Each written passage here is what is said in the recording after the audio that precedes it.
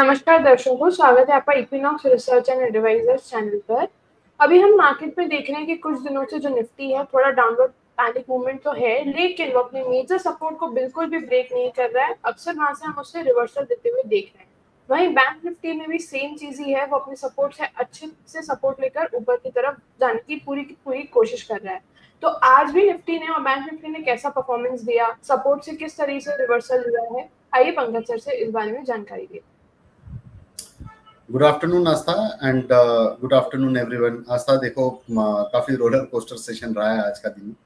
और आप देख सकते हैं कि जिस प्रकार से आज पूरा दिन एक दबाव देखने मिला मार्केट में, और उसके बाद में जो है एक रिलीफ रैली जो है हम लोगों को देखने मिली। देखिए, मैं स्क्रीन शेयर कर दिया हूँ आपके साथ में। ये आज का इंट्राडे का निफ्टी का चार्ट है। 15 मिनट की चार्ट्स को हम लोग देख रहे हैं। मार्केट खुलते ही जबरदस्त तरीके से वो नीचे आया। करीब करीब 1:45 तक मार्केट नीचे ही ट्रेड कर रहा था। अगर लोअर रेंज अगर इसकी देखते हैं, बॉटम देखते हैं, तो 24,409। कल के सेशन में आपको याद होगा ऐसा कि जब मैंने कहा था यहाँ पे कि हो सकता है कि अगर ट्रम्प का कुछ बयान आए और उसके बाद में मार्केट कोई रिएक्शन दे, तो वो थोड़ा एक चीज हो सकती है वहां पे कि 450 से 500 की रेंज जो है वो एक थोड़ी सी जो है कॉन्फिडेंट साबित हो सकती है। बट उसके नीचे गया 409 से मार्केट ने एक बाउंस दिखाया। मुझे लगता है कि जो बाउंस दिया है काफी अच्छा शॉर्ट कवरिंग का बाउंस है। जो रशिया के साथ में नेक्स्ट वीक में पुतिन और ट्रम्प की जो मुलाकात है उसको ध्यान में अगर रखते हैं यहाँ पे, तो मुझे लग रहा है कि उसके चलते मार्केट में एक अच्छा खासा यूफोरिया देखने मिला। और सारे ही फ्रंट्स के ऊपर काफी अच्छी बढ़त हम लोगों ने विटनेस करी है। ये इंट्राडे का चार्ट रहा। देखिए, कल से मैंने कंटिन्यू बोल रहा था कि 600-630 का जो क्लस्टर है उसके नीचे भी आया। 400 की रेंज का जो है उसने एक सपोर्ट लिया और वहां से ये कंटिन्यूअसली बढ़ते ही गया है। अगर मैं बैंक निफ्टी की बात करूं अगर आप लोगों के साथ में, ये देखिए बैंक निफ्टी भी लोअर लेवल से काफी अच्छी खासी उछाल यहाँ पे देखने मिली। और बढ़िया जो है दोनों तरफ के ट्रेड्स आज पूरे दिन में हम लोगों ने विटनेस किए हैं। तो ये ट्रेड्स जो थे, ये जो सारा डिस्क्रिप्शन दिया मैंने निफ्टी बैंक निफ्टी के ऊपर, तो ये आज इंट्राडे के लिहाज से था। बैंक निफ्टी मुझे लगता है कि अब थोड़ा बहुत तेजी में आ सकता है। जब तक ये 56,100 की रेंज पार नहीं करता बैंक निफ्टी, तब तक बड़ी तेजी में जाना नहीं है। बट ये मार्केट सेल ऑन राइज वाला तो बिल्कुल नहीं है, इसको बेचना नहीं है, लेकिन हम लोगों को थोड़ा सा कॉशियस रहना है।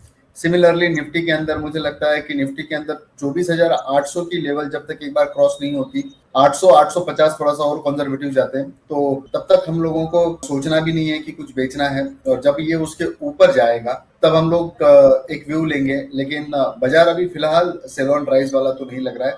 अब हम लोग देखते हैं कि किस तरीके से आने वाले टाइम में कौन सी और कैसी कैसी चीजें पैन आउट होती है, तो ये देखना काफी इंटरेस्टिंग होगा। जी, बिल्कुल सर। जिस हिसाब से अभी मार्केट में पूरा न्यूज़ बेस्ड मार्केट हो गया है और थोड़ा सपोर्ट भी मिल रहा है। तो जैसे अभी निफ्टी और बैंक निफ्टी में मार्केट को सपोर्ट मिल रहा है, तो क्या सिर्फ इसमें न्यूज़ ही है या फिर कुछ सेक्टर्स भी सपोर्टेड है? देखिए, बेसिकली न्यूज बेस्ड ही मार्केट अभी ज्यादा बना हुआ है। अगर हम लोग ग्रुप एनालिसिस की अगर हम लोग बात करते हैं, तो आईटी ने बड़ा दमखम जबरदस्त दिखाया हुआ है आज। कोफोर्ज, मिड कैप आईटी देख लीजिए, कोफोर्ज जैसे स्टॉक्स, परसिस्टेंस, टेक महिंद्रा जैसे स्टॉक में, एम्फेसिस, विप्रो, एचसीएल टेक, ये सारों में करीब करीब 1 से 4.5% की तेजी हम लोग विटनेस कर रहे हैं। सिर्फ एलटीटीएस माइंट्री जो है वो थोड़ा सा निगेटिव परफॉर्म करते हुए नजर आया है। ये बढ़त जो है अभी आखिरी में देखने मिल रही है। प्राइवेट बैंक्स, फार्मा, ये सेक्टर्स काफी बढ़िया चल रहे हैं यहाँ पे। फाइनेंशियल सर्विसेज काफी बढ़िया चल रहे हैं।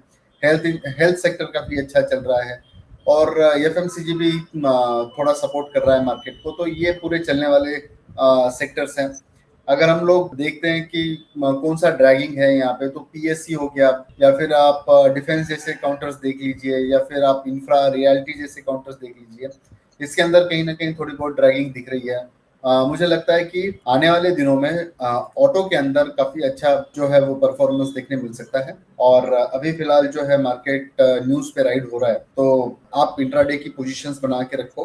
अगर आपको लगता है कि आप कैरी ओवर करना चाह रहे हैं पोजीशंस को, तो उसको एक सेफर बेट लेकर चले, एक इंश्योरेंस लेकर चले, उसका कोई भी ऑप्शंस के जरिए आपका ट्रेड जो है उसको हेज करके चलना ज़्यादा बेहतर होगा, जब तक कोई क्लैरिटी नहीं आएगी। अभी और 20 दिन का बफर बढ़ गया हम लोगों के पास में, तो अब देखते हैं कैसे पैन आउट होता है, वो देखना काफ़ी इम्पोर्टेंट होगा। जी सर।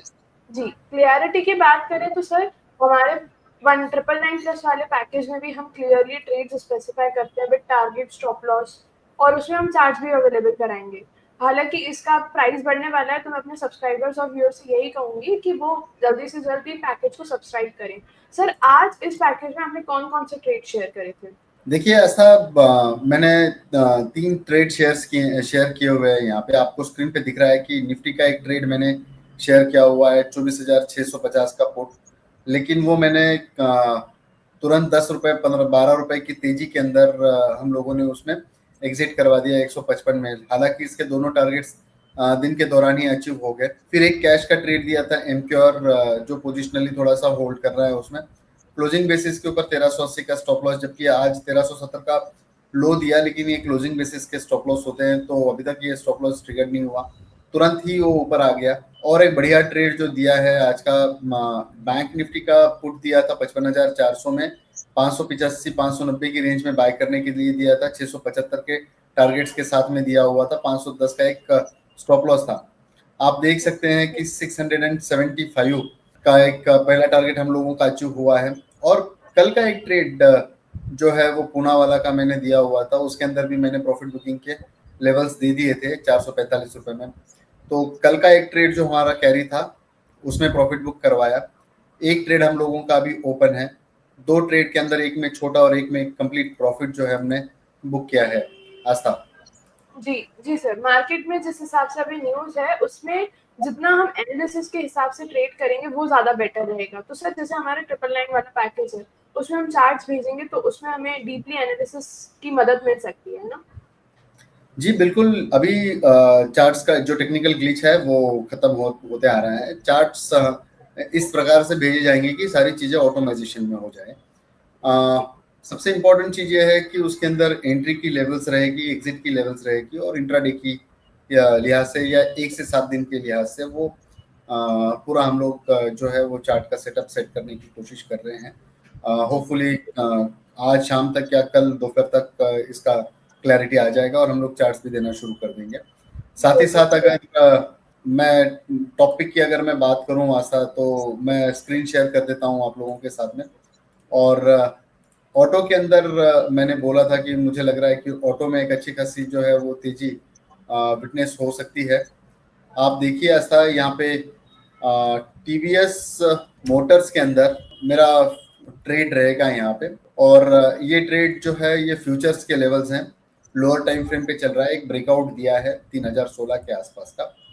अगर मैं कहूँ यहाँ पे कि टीवीएस मोटर के ऑप्शंस में हम लोगों को ट्रेड लेने हैं यहाँ, राइट, टीवीएस मोटर्स के ऑप्शंस में हम लोगों को ट्रेड लेना है। जो कॉल ऑप्शन जो रहेगा वो 3000 का कॉल हम लोग बात करते हैं यहाँ पे, 75 के आसपास ये ट्रेड चल रहा है। तो अभी मैं ट्रेड बोल रहा हूँ, ये टीवीएस का चार्ट है, ये ऑप्शन का चार्ट है टीवीएस का। टीवीएस का 28 अगस्त 2025 का 3000 का कॉल ऑप्शन 74-75 की रेंज में इसमें बाय करने की सलाह रहेगी। स्टॉप लॉस इसके अंदर 60 का रहेगा। टारगेट जो है इसके अंदर 95 के और 110 के आने वाले 102 दिन में हम लोगों को विटनेस हो सकते हैं। कल का एक सेशन है और मंडे का एक सेशन है, तो मुझे लगता है कि मंडे तक रेट्स आ जाना चाहिए। Thank you very much Aastha. जी, जी सर। तो आपने अभी हमें ऑटो सेक्टर जो आपको स्ट्रॉन्ग लग रहा है, उसमें आपने हमें ऑप्शंस का कॉल दे दिया है कि किस टारगेट्स तक हमें देखने को मिल सकता है। सर, इसके साथ एक बार आप अपना डिस्क्लेमर भी दे दीजिए। जी देखिए आशा, मैं जो भी स्टडी आप लोगों के सामने रख रहा हूँ वो मेरी अपनी निजी स्टडी है। अगर कोई इन्फ्लुएंस हो कि अगर कोई ट्रेड ले रहा है तो अपने वित्तीय सलाहकार से जरूर जानकारी लें और फिर ही ट्रेड लें। इसमें वित्तीय जोखिम शामिल हो सकती है, प्रॉफिट और लॉस दोनों में हम कहीं क्लेम नहीं करते, तो ये स्टैंडर्ड डिस्क्लेमर है, तो संभल के काम करिए। That's it. Thank you. Thank you so much. Thank you. अगर आपको ये वीडियो अच्छा लगा हो तो इसे लाइक करिए, और भी ऐसे इक्विटी से रिलेटेड वीडियोस के लिए हमारे चैनल को सब्सक्राइब करना ना भूलें। और हाँ, ट्रेडिंग या इन्वेस्टमेंट करने से पहले डिस्क्रिप्शन में दिए गए डिस्क्लेमर को भी जरूर पढ़ें।